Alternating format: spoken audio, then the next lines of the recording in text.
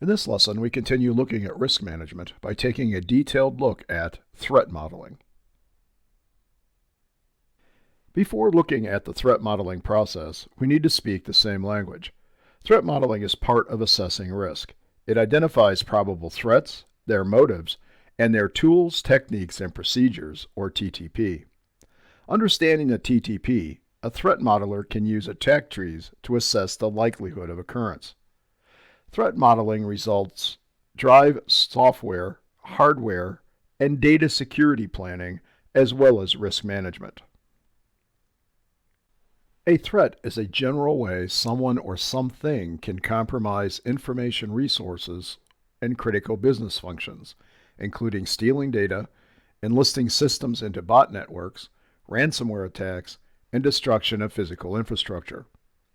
A threat actor is a specific instance of a threat. For example, phishing is a general threat.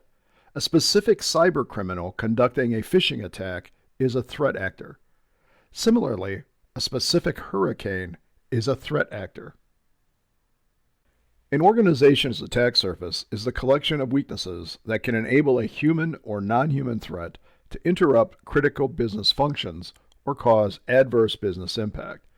Elements of an attack surface include methods of communication, access controls, misconfigurations, facility construction, geographic location, means of physical access, development practices, and network design. Trust boundaries are physical or logical separations between zones of implicit trust. The level of trust is maintained by controls and based on the criticality of the related systems, data, and business functions supported. In this example, the user is on a low-trust user network segment. The red server is on a high-trust segment, and the gray server is on a medium trust segment. The red segment should have the most vigorous access, continuity, and monitoring controls. The gray segment needs lesser controls than the red, but more than the green. When the user passes from the low segment to the medium, she crosses a trust boundary. A threat actor uses tools, techniques, and procedures to exploit one or more vulnerabilities to achieve attack objectives.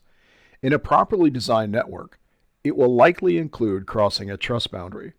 Assessing the likely paths the threat actor might take to his or her target is part of threat modeling. Threat modeling methodologies use one of three approaches: attacker-centric, asset-centric, or system-centric. All of these approaches achieve the same objectives, but in different ways. Attacker-centric methods, such as PASTA, focus on the threat by focusing on each threat and its TTP. PASTA starts by identifying the threats and then attempts to find vulnerability attack paths to assets. Asset-centric methods, such as the NIST SP 800-154, first identify critical assets and then determine how a threat might compromise them.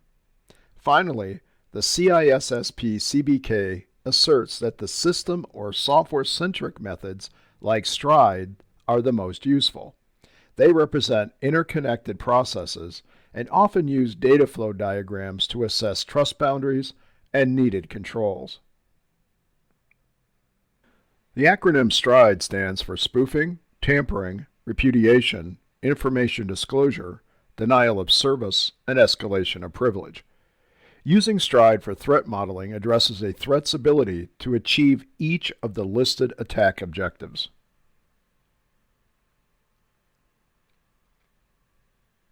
The NIST approach includes 4 steps. First, identify the system and associated data to be studied. Second, identify and select probable attack vectors. Third, identify and assess the capabilities of existing controls. And finally, determine the probability that a threat can use one of the attack vectors to reach and compromise the system or data. PASTA uses a 7-step process that aligns with business objectives, technical requirements, and compliance expectations. The process identifies and assesses threats and attack patterns. Another prevalent threat modeling methodology is OCTAVE, an acronym for Operationally Critical Threat, Asset, and Vulnerability Evaluation. It was developed by the Software Engineering Institute and consists of 3 phases. This graphic from the OCTAVE specification shows that a preparation step is needed before beginning modeling. Preparation includes assigning the right people to the team, determining compliance requirements, and understanding management's appetite for risk. In Phase 1, the team identifies critical assets and the current administrative, physical, and logical controls. The assets are prioritized and their security requirements identified. Finally, threats that can potentially circumvent or break those controls are assessed.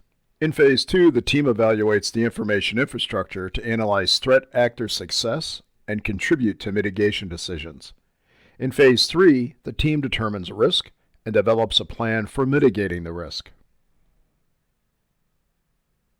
OCTAVE Allegro is a streamlined modification of the OCTAVE method. It assumes the team is very familiar with the assessed assets and that there is little business involvement with the assessment. It essentially follows the same phases as the OCTAVE method, but contains 8 steps. An organization should select a threat modeling methodology and modify it for its own unique operating environment. In addition, a review of other methods helps choose additional steps that may not be included in the selected method. Finally, TTP across all methods are similar. We look at 2 of them next. One of the most popular tools for threat modeling is the attack tree. The attack tree steps through probable attack paths and assesses the risk along each path. This example is a takeoff from the model used by Bruce Schneier in his excellent article on using attack trees to model threats, available at the link shown. This is an attack against a physical asset, but it can be used for an attack against any information resource. Tree design is a top-down activity. We start with the target resource and list all the possible ways to compromise it. We then move down a level to determine how to reach each of the compromises. We keep going with this until we reach a reasonable and appropriate bottom tier. We then work our way up the tree, looking for probability that a threat actor can compromise each node.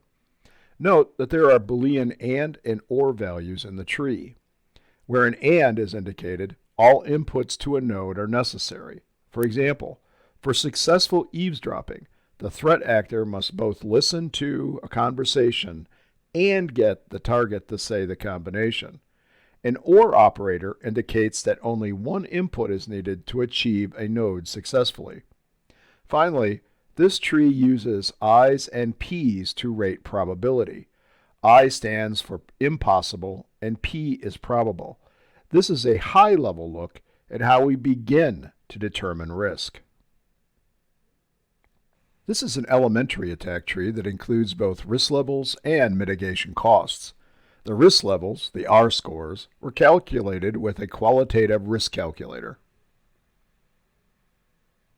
This is an example of a data flow diagram, or DFD. Note that the DFD focuses on a process. This process is food ordering for a restaurant. It shows all people, sub-processes, and data used. This enables a threat modeler to understand all critical boundaries. For an excellent, concise video on how to create a small DFD, see the video at the link shown. I usually use attack trees. However, whether a team uses an attack tree or a DFD depends on the methodology used and the threat under study. DFDs are also good tools for assessing software security, including how and where processes authenticate each other. That's it for this lesson. If you have questions, please ask. And until next time, be careful what you click.